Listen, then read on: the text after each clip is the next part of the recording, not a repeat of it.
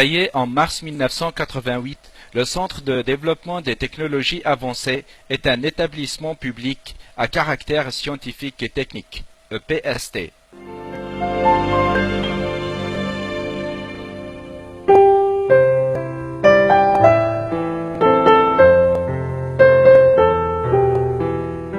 Par sa vocation, le CDTA contribue au développement socio-économique du pays en effectuant des travaux de recherche scientifique et de développement technologique, de valorisation des compétences et des produits de recherche, de formation par la recherche dans certains domaines des technologies avancées, notamment l'architecture des systèmes, la microélectronique, la robotique, la technologie des lasers, et leurs applications, la production et les applications des plasmas froids et les études et applications en interaction laser-matière.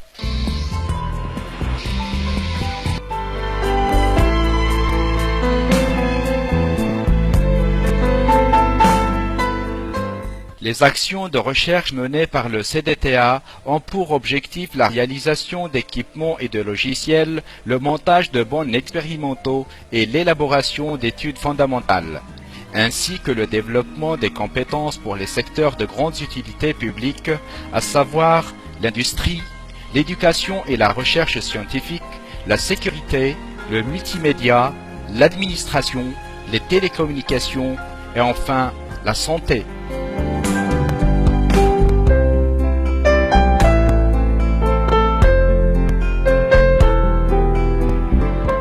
Dans ce public reportage, nous allons voir quelques réalisations du CDTA pour le secteur socio-économique.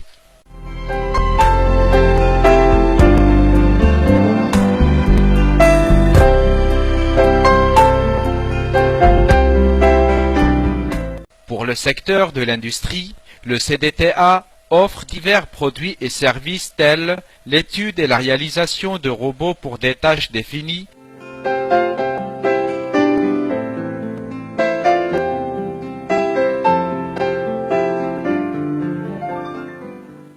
grâce à un automate programmable ou au logiciel ICI qui représente une solution distribuée pour le pilotage des cellules flexibles de production.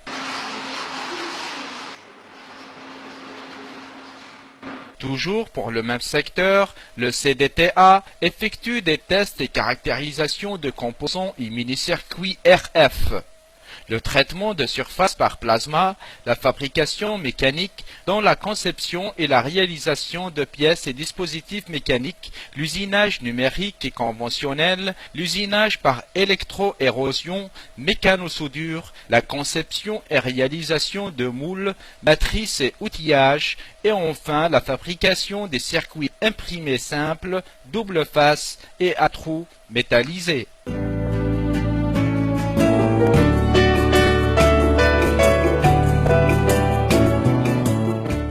Pour le secteur de l'éducation et de la recherche scientifique, le CDTA intervient en mettant à la disposition des centres de formation professionnelle plusieurs produits et services dont le développement d'un panneau multisolution, le développement d'une cellule pédagogique, le développement d'un kit de formation sur les BIC, le développement d'un laser à azote, le développement d'un laser NDIAC, le développement d'un logiciel d'extraction des paramètres SPICE, ainsi que le conseil, l'expertise, l'étude et la formation dans le domaine des lasers.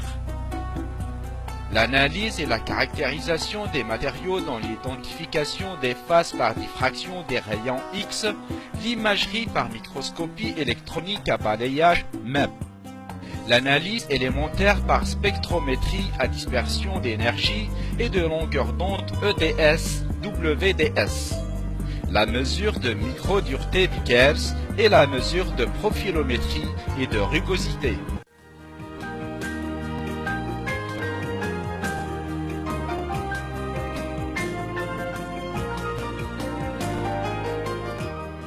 Pour le secteur des télécommunications, il s'agit pour le CDTA de concevoir une passerelle VoIP ou voix sur l'Internet qui consiste à transporter la voix à travers le réseau IP.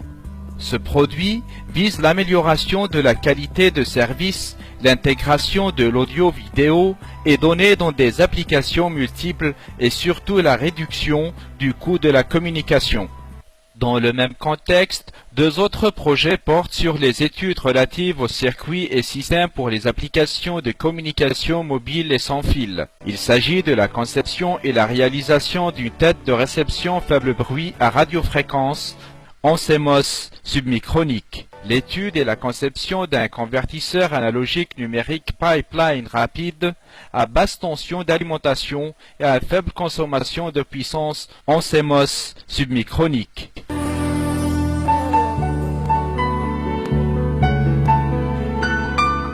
Pour le secteur du multimédia, il s'agit de la conception d'un système de vidéocommunication dénommé CIVCOM, qui consiste en la diffusion d'informations sur les supports de visualisation. Ces informations peuvent être spécifiques à un domaine d'activité, telles les informations d'ordre général et publicitaire, les informations aéroportuaires, les informations boursières, comme c'est le cas ici à la Bourse des valeurs d'Alger.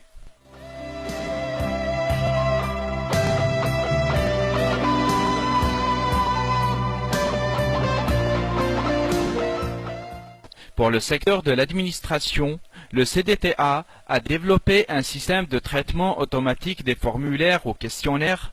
Il s'agit d'une application simple et plateforme comportant des cases à cocher. Elle se divise en 4 parties principales: numérisation, création d'un modèle de formulaire, création de bases de données et enfin traitement des données et le transfert vers la base.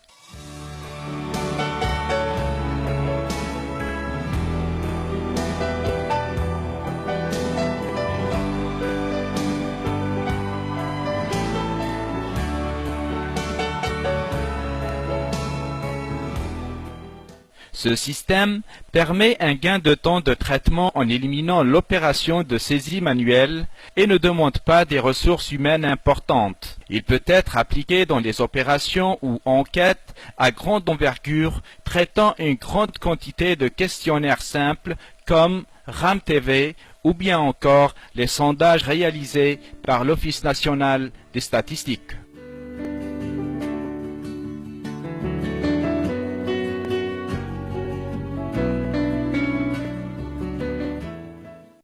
Pour le secteur de la sécurité, nous citerons parmi les réalisations du CDTA le logiciel de reconnaissance automatique des visages basé sur les modèles de Markov HMM. Ce logiciel, dont l'application est orientée biométrie, sert à identifier un visage dans une base de données et permet le contrôle d'accès aux informations. Par exemple, au démarrage des PC, à l'accès aux bases de données sécurisées et combiné avec un système de commande, il peut contrôler l'accès physique aux endroits de haute sécurité et permet une nette amélioration dans la sécurisation d'accès distant.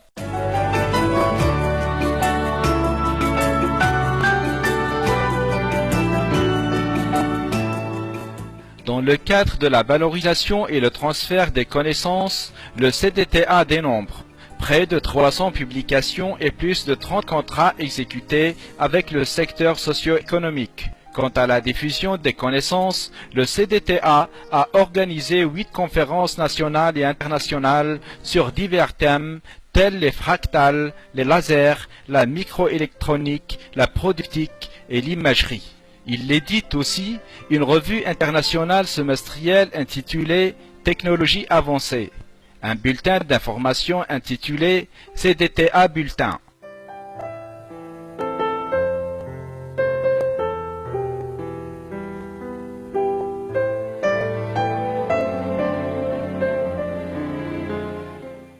Des recueils de publications et des communications des chercheurs, et enfin des recueils des séminaires internes des chercheurs.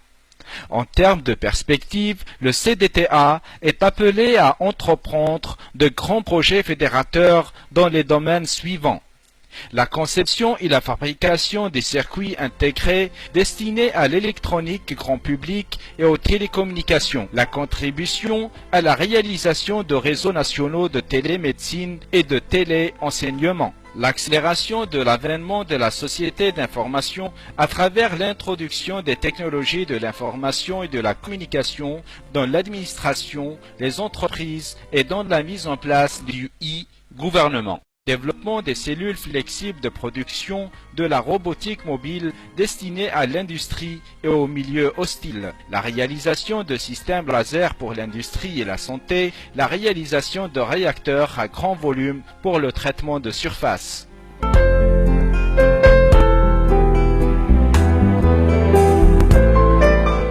La réalisation de ces projets fédérateurs nécessite la mobilisation de près de 400 chercheurs ainsi que des moyens financiers en provenance en majorité du Fonds national de la recherche et de ressources propres.